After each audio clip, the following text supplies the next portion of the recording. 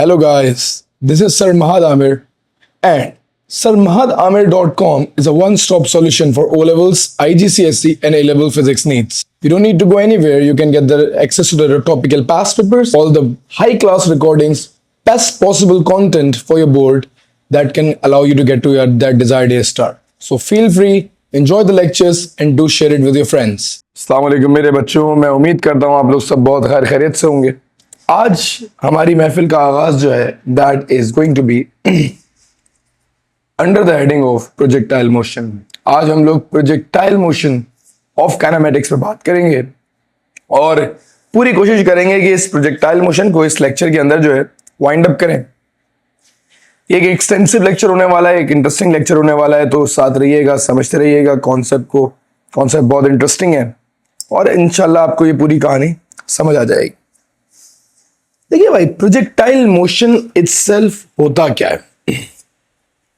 अभी अरशद नदीम ने javelin throwing की थी, तो अगर मैं किसी चीज को जेवलिन थ्रो करूं, फॉर एग्जांपल गाड़ी थ्रो करते हैं, लेट्स से गाड़ी को थ्रो कर देते हैं, ठीक है, ये लिया, गाड़ी थ्रो कर दी, ओ क्या बात है, ढसम, गाड़ी जाके क्रैश हो गई। अब ये मैंने एक गाड़ी को ऐसे थ्रो किया कि जो गाड़ी है it was going up and at the right at the same time.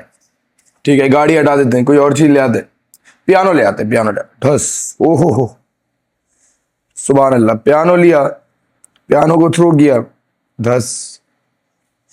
तो ये सारी सिचुएशन में जब एक ऑब्जेक्ट दो डायमेंशन में कहां मूव कर रहा है, दो डायमेंशन में मूव कर रहा है, देखिएगा, is moving at the top and the right or the bottom at the right, that is known as a projectile motion. अब मैं स्लोली दिखाता हूं, देखिएगा, ये पियानो की वेलोसिटी को देखें, इसकी ग्रीन वाला एरो इसकी वर्टिकल और सामने वाला एरो इसकी हॉरिजॉन्टल वेलोसिटी के मैग्नीट्यूड्स को दिखा रहा है। यू कैन क्लियरली ऑब्जर्व कि अगर कोई भी ऑब्जेक्ट दो डायमेंशन मोशन परफॉर्म करता है in the horizontal as well as in the vertical plane, this motion is known as a projectile motion. क्या कहलाता है ये? प्रोजेक्टाइल। भाई प्रोजेक्टाइल मोशन वो मोशन है जिसमें ऑब्जेक्ट दो डायमेंशनल मोशन परफॉर्म करेगा, हॉरिजॉन्टल भी और वर्टिकल भी एट द सेम टाइम। लाजमी सी बात है, in order to perform a projectile motion, definitely we would have to launch an object at an angle or initial speed. हमें प्रोजेक्टाइल मोशन परफॉर्म करने के लिए ऑब्जेक्ट को एक एंगल पे लॉन्च करना पड़ेगा, let's say at an angle of 20 degrees and let's say 30 degrees, and we would have to give him some initial speed, जो कि मैंने फिलहाल 15 पे सेट की हुई है। मैं ये स्पीड बढ़ाऊंगा तो ऑब्जेक्ट बहुत दूर चले जाएगा, स्पीड कम करूंगा तो ये ऑब्जेक्ट बिल्कुल करीब ही गिर जाएगा। तो ये दूर जाए या करीब जाए, ये रहेगा प्रोजेक्टाइल मोशन। अच्छा, मूविंग ऑन। सर ये वाला डिस्टेंस, यहां से यहां तक का जो डिस्टेंस है ना,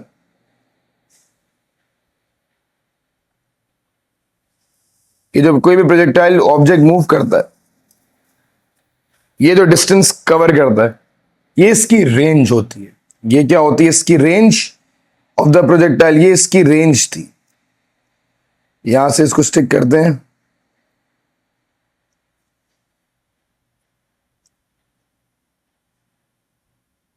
तो ये रेंज है, प्रोजेक्टाइल की रेंजेस है, ठीक है, कि कितना हॉरिजॉन्टल पाथ इन्होंने कवर किया, ये उस प्रोजेक्टाइल की रेंज है, अपनी अपनी अलग अलग रेंजेस है। ये तो हो गया थोड़ा बैकग्राउंड। अब जरा बात को इंटरेस्टिंग करते हैं। जब एक ऑब्जेक्ट को मैं एक वेलोसिटी से मूव करता हूं, let's say at an angle of 30 degrees, तो इस ऑब्जेक्ट के पास इनिशियल दो कंपोनेंट होते हैं वेलोसिटी के। It has got the vertical component of the velocity and it has the horizontal component of the velocity, and for now the situation is like this कि we have got no air resist, हम लोग फिलहाल no air resistance में बात कर रहे हैं। अब सबसे पहले तो इस बात को समझें, बिल्कुल ग्राउंड से अगर मैं शुरू करता हूं और मैं ऑब्जेक्ट को प्रोजेक्ट करता हूं, वेलोसिटीज के कंपोनेंट्स देखिएगा, टोटल भी देखिएगा।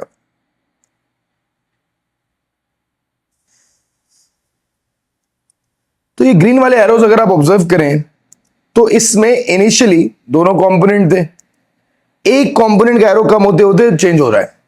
मतलब ये बड़ी इंटरेस्टिंग कहानी होने वाली है, अभी सुनिएगा बात को, साथ बने रहिएगा, कहानी बहुत इंटरेस्टिंग होने वाली है।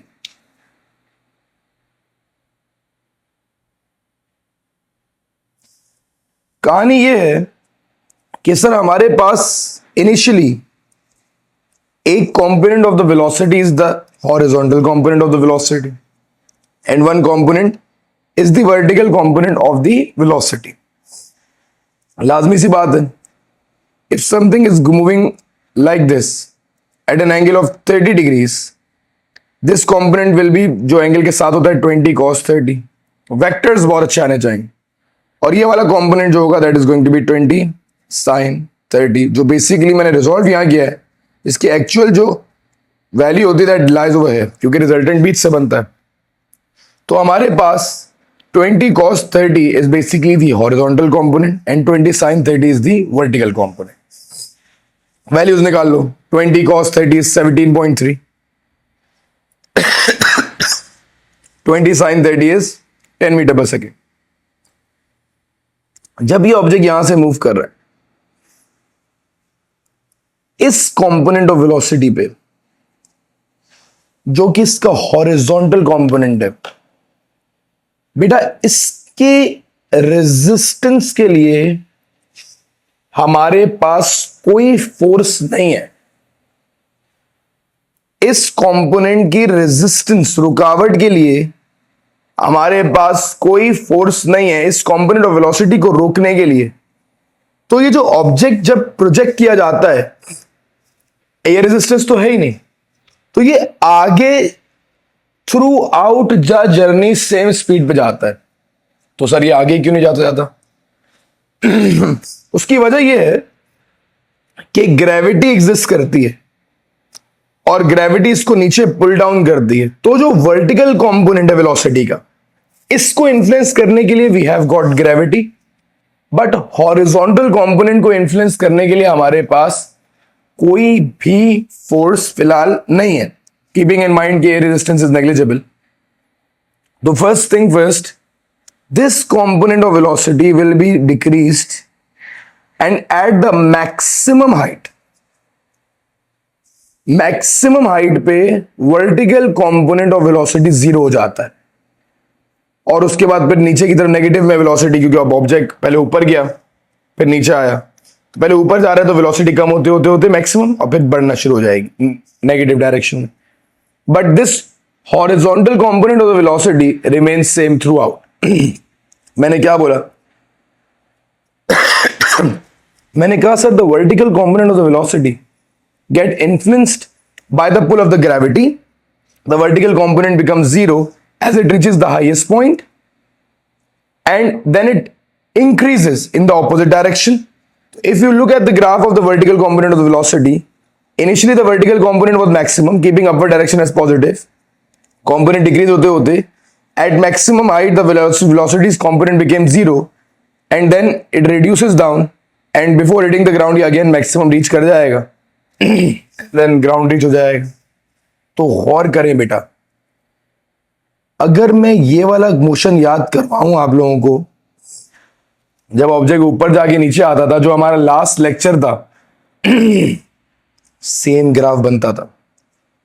तो वर्टिकल कंपोनेंट को आपने अलग से कंसिडर करना है, हॉरिजॉन्टल कंपोनेंट को आपने अलग से कंसिडर करना है।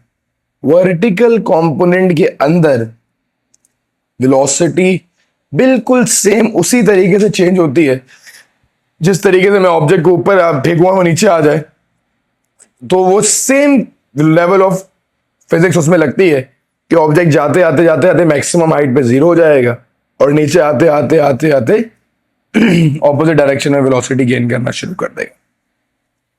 Keeping in mind, throughout acceleration downward ही एक्ट करेगी, gravity is pulling it downwards and the change in velocity is going to be -9.81। ये हम लोग लास्ट लेक्चर में बहुत डिटेल में डिस्कस कर चुके हैं। Acceleration due to gravity is going to be affected downward, और वो हॉरिजॉन्टल मोशन को कोई इफेक्ट नहीं करती। हॉरिजॉन्टल मोशन पे ग्रेविटी बस उसको, वो बॉल नीचे आ रही है, but horizontal velocity through out constant रहती है, इसमें कोई भी चेंजिंग नहीं है। Through out horizontal component of velocity will remain same, कोई चेंजिंग ही नहीं है, क्योंकि हमारे पास कोई एयर रेजिस्टेंस ही नहीं है, तो इस पर्टिकुलर वेलोसिटी को कोई इफेक्ट नहीं होगा। And when it comes to the horizontal component of the velocity, graph is going to be very straight. Till now we have learned four things. Number one, vertical component change होता रहता है। Number two, horizontal component same रहता है। Number three, acceleration सिर्फ vertical plane में act करती है। And number four, अगर air resistance negligible है, we can separately apply equations of motions in horizontal and vertical motion. इसको मैंने भी नहीं बताया, ये मैं दोबारा बताता हूं। थोड़ी सी बेटा गला सही नहीं है, but again let's learn this. देखिए यार, हमारे पास अगर मैं एक्सेलरेशन की बात करूं तो हमारे पास एक्सेलरेशन का कंपोनेंट थ्रू आउट सेम रहा। एक्सेलरेशन का कंपोनेंट थ्रू आउट क्या रहा? सेम रहा। एक्सेलरेशन में कोई चेंजिंग ही नहीं आई -9.81 से। ऑब्जेक्ट सिर्फ वर्टिकल मोशन, वर्टिकल कंपोनेंट में एक्सेलरेट करता रहा। जब वो ऊपर जा रहा था तो -9.81 से उसकी वेलोसिटी कम होती गई, जब वो नीचे आ रहा था तो -9.81 से उसकी वेलोसिटी बढ़ती गई। थ्रू आउट हमारे पास एक्सेलरेशन में कोई चेंज नहीं आया। तो जो वर्टिकल मोशन है that is a uniformly accelerated motion. जैसे हम लोग ऊपर जा रहे, नीचे आने, बॉल का थ्रो अप डाउन कर रहे थे, हमने पढ़ा था मैक्सिमम हाइट पे वर्टिकल वेलोसिटी 0 होती है। तो जब वर्टिकल मोशन की बात कर रहा हूं तो वर्टिकल मोशन में मैं तो यूनिफॉर्म एक्सेलरेटेड मोशन कंसिडर करूं तो मैं उसमें कोई भी इक्वेशन ऑफ मोशन अप्लाई कर सकता। तो हमारे पास जब मैं वर्टिकल की बात करता हूं तो वर्टिकल तो परफेक्टली जो है हमारे पास एक यूनिफॉर्मली एक्सेलरेटेड मोशन है, तो इसमें इक्वेशंस ऑफ मोशन यूज हो सकती हैं। अब हॉरिजॉन्टल की बात कर, हॉरिजॉन्टल में क्या कहानी? कहानी बड़ी टाइट है। हॉरिजॉन्टल में तो स्पीड ही चेंज नहीं हो रही ना। हॉरिजॉन्टल में तो स्पीड ही चेंज नहीं हो रही। हॉरिजॉन्टल में थ्रू आउट डिस्टेंस वो स्पीड क्या है? कांस्टेंट है, वेलोसिटी सेम। तो बेसिकली हॉरिजॉन्टल में बेटा speed is equal to distance upon time का फॉर्मूला यूज होता है, या velocity is equal to displacement upon time का फॉर्मूला यूज होता है।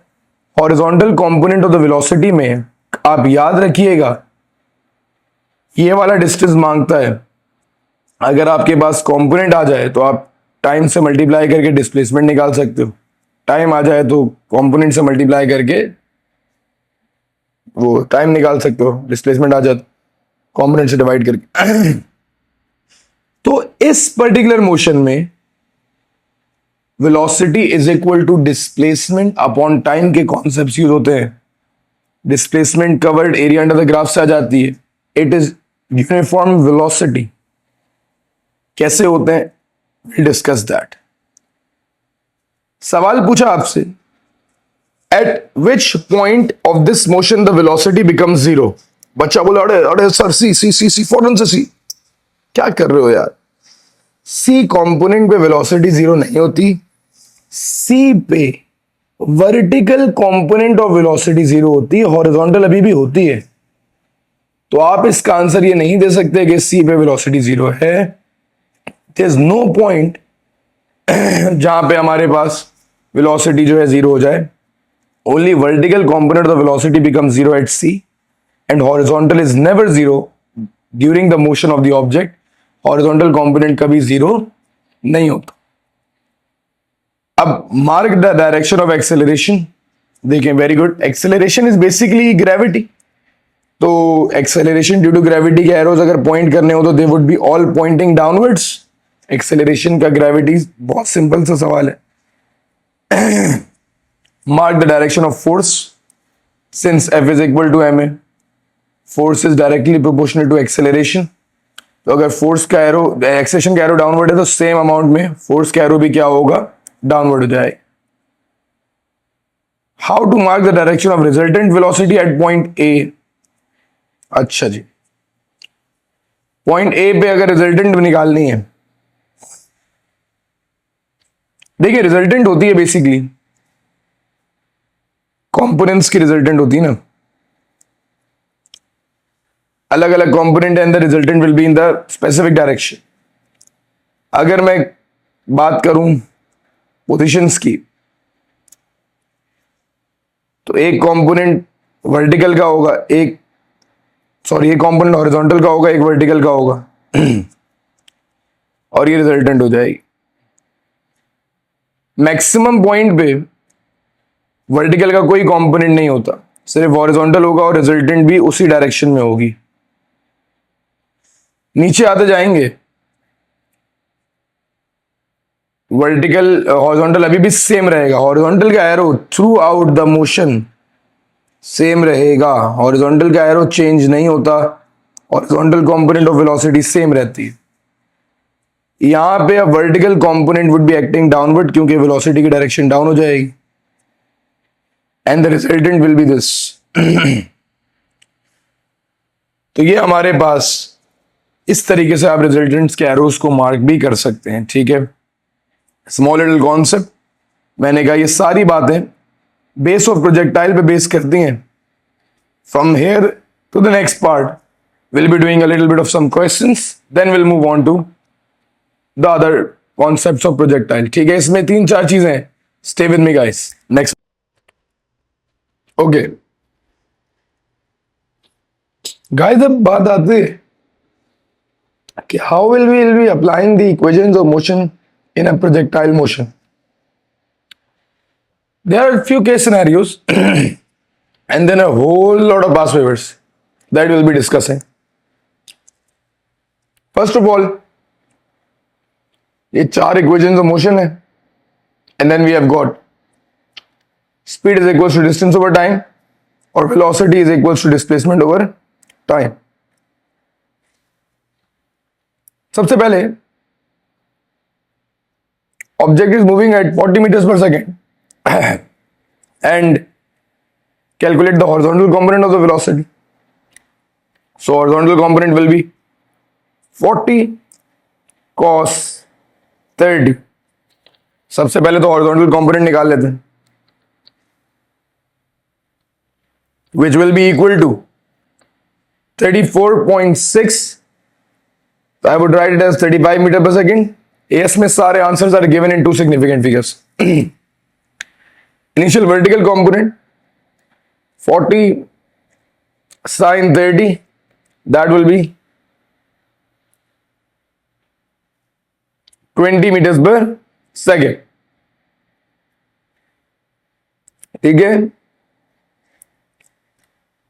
मैक्सिमम हाइट रीच्ड, ये बड़ा इंटरेस्टिंग कॉन्सेप्ट।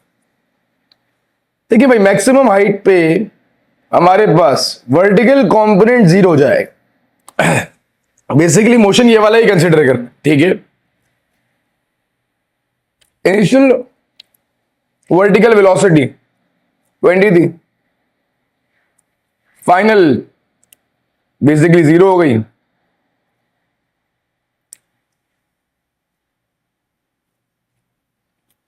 एक्सेलरेशन जो होगी -9.81 होगी, since we have taken the upper direction as positive, ऊपर जाते हुए 40 मीटर पर सेकेंड स्पीड है। हमें एस निकालना है तो will be using v square minus u square is equal to 2as and we always be using this. 0 square minus 20 square is equal to 2 times 9.81 times s.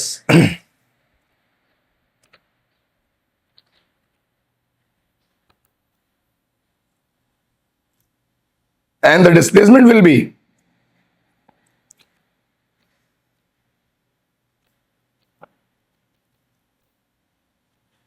(20.4).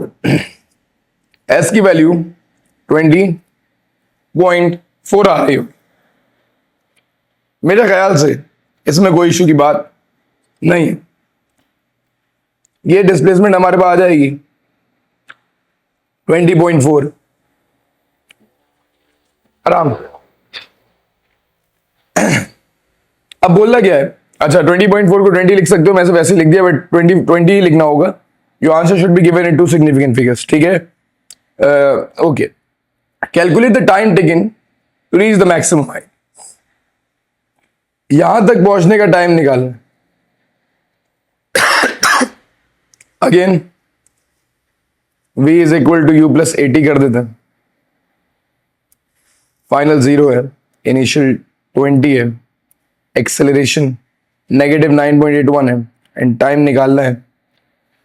तो -20 divided by -9.81, value is going to be 2.03 और let's से 2 seconds. Guys, इस ball को यहां से इस height basically यूं पहुंचने में ये वाला टाइम 2 सेकेंड्स का है। बिल्कुल सही है, ठीक है? वर्टिकल कंपोनेंट का हॉरिजॉन्टल से कोई ताल्लुक नहीं होता। वर्टिकल अपना मूव कर रहा है, हॉरिजॉन्टल अपना मूव कर रहा है। Time would be 2 seconds. अच्छा जी, वेरी गुड। अब सवाल अगर ये पूछ ले, what is the total time of the journey, what is the time taken for the entire journey, तो जितना टाइम बॉल को ऊपर जाने में लगेगा सेम टाइम बॉल को नीचे आने में लगेगा, क्योंकि ये आइडेंटिकल जर्नी होते हैं। कीपिंग इन माइंड कि एयर रेजिस्टेंस इज नेग्लिजिबल, तो ये time that is going to be the bigger T is going to be 2 times the small T, that is a half time of the journey. Time is going to be 2 times 2, that is going to be 4.06 seconds, but 4 seconds ले लेते हैं फिलहाल, just to be clear. तो ये ball ऊपर जाएगी, नीचे आएगी, 4 seconds का टाइम लेगी, ठीक है? ओके जी। आखिरी सवाल ये जो पूछता है अक्सर पेपर में, that is calculate the horizontal distance.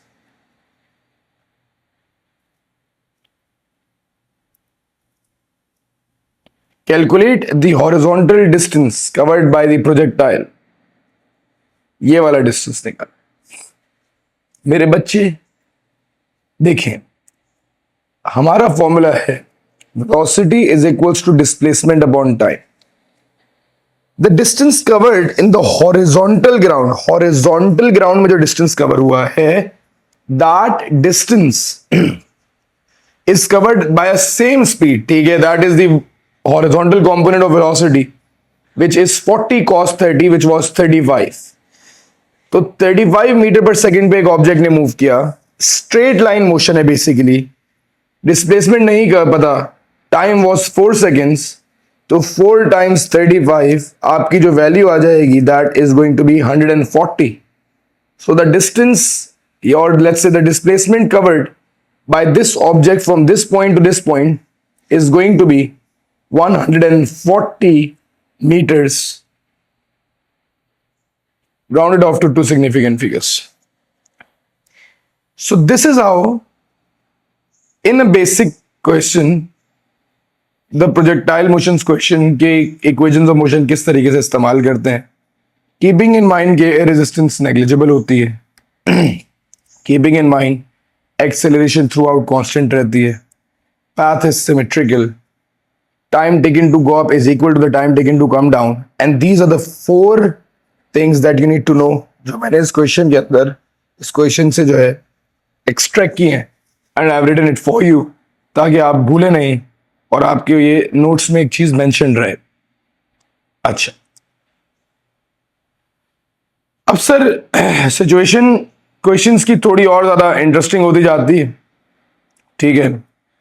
We have got different examples जो हम one by one discuss कर रहे होंगे।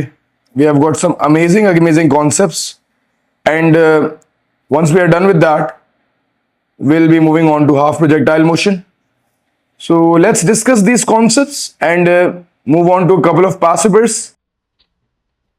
Guys, second variation of projectile को डिस्कस करने जा रहे हैं. आपको क्वेश्चन में किसी भी पर्टिकुलर टाइम पे, कोई भी टाइम पे बोलता है कि रिजल्टेंट फाइंड करना है. जैसे इस केस में पार्ट ए में बोला गया कि find the resultant at time 1.5 second, and then part B में बोला गया find the resultant velocity at 3 seconds. तो सबसे पहले तो याद रखिएगा क्वेश्चन के अंदर इंफॉर्मेशन क्या क्या. जैसे initial vertical component of velocity 20 दिया हुआ है, horizontal component of velocity that is 34.6. सबसे पहले आपने अगर रिजल्टेंट निकालना है एट टाइम 1.5, तो टाइम 1.5 पे आपके पास दोनों वेलोसिटीज के कंपोनेंट होने चाहिए. And then once you have those two components, आप पाइथागोरस थ्योरम लगा के उसका रिजल्टेंट निकाल सकते हैं. तो सबसे पहले v is equal to u plus AT से final component of the velocity तो निकालें. v निकालना है, initial vertical component is 20, acceleration is negative 9.81 and the time is 1.5 seconds. The value of v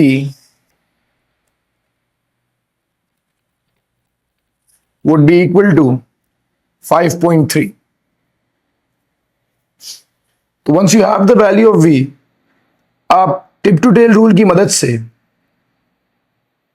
resultant component of the velocity निकाल सकते हैं.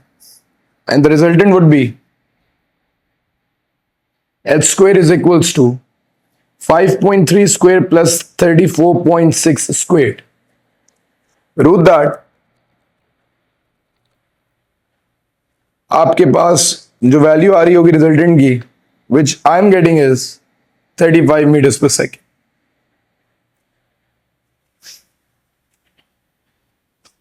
Similarly, अगर मैं रिजल्टेंट निकालूं 3 सेकेंड, तो अगेन सबसे पहले मुझे 3 सेकेंड पे वर्टिकल कंपोनेंट चाहिए वेलोसिटी का, क्योंकि हॉरिजॉन्टल कंपोनेंट सेम रहता है, which is going to be 34.6. Let's call it v is equals to u plus AT. Initial component of the velocity is 20, acceleration is negative 9.81 and the time is 3 seconds. 20 plus negative 9.81 times 3, your value is negative 9.43 meters per second. It's not wrong because the object is now moving in downward direction.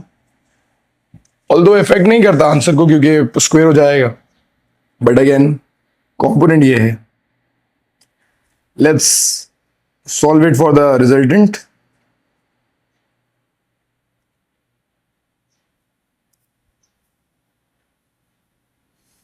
$34.6 horizontal component throughout same रहता है.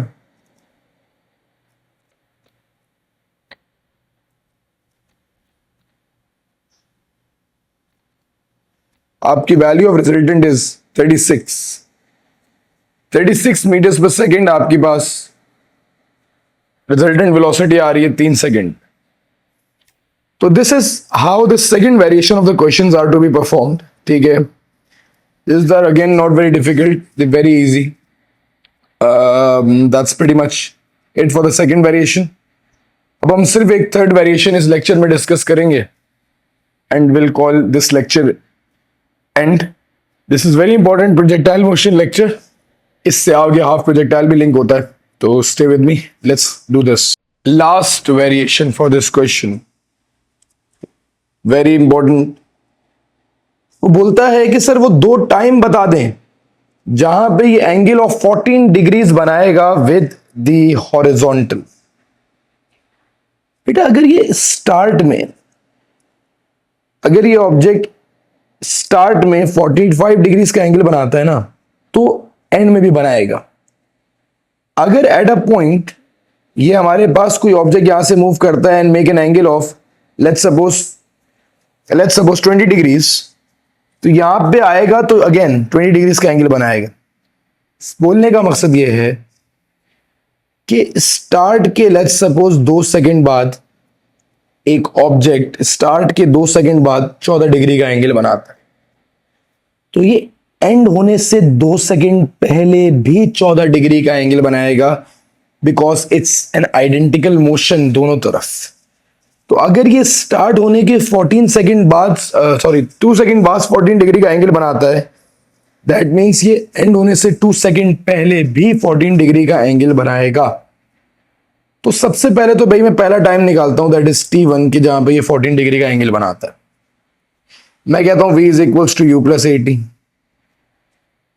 इस point पे हमारी जो vertical velocity होगी that is going to be 40, that is the initial velocity, sine 14 ये final velocity हो जाएगी। इनिशियली वर्टिकल स्टार्ट किया 40 साइन 30 से, एक्सेलरेशन है negative 9.81 and time is unknown.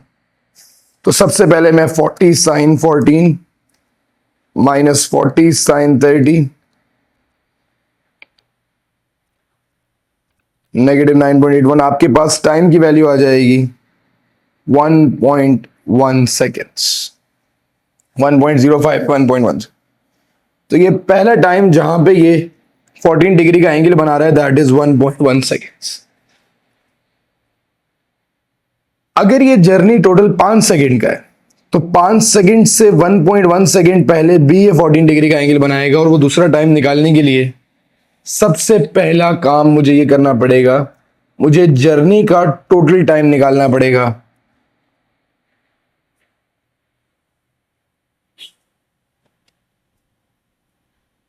और जर्नी का टोटल टाइम निकालने के लिए मुझे V is equal to U plus 80 ही यूज करना पड़ेगा।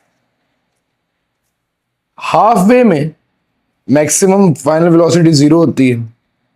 इनिशियल 40 साइन 30 से शुरू किया, acceleration is negative 9.81 and time निकालूंगा तो ये मैक्सिमम हाइट तक पहुंचने का टाइम है, that we just discuss previously is the half time, ये आधा टाइम होगा। इसको मल्टीप्लाई बाय 2 कर दूंगा तो 2 times t is basically the whole journey is time. सबसे पहले negative 40 sine 30 divided by negative 9.81, तो आपकी वैल्यू जो आएगी that is 2.04 seconds. Let's multiply this by 2।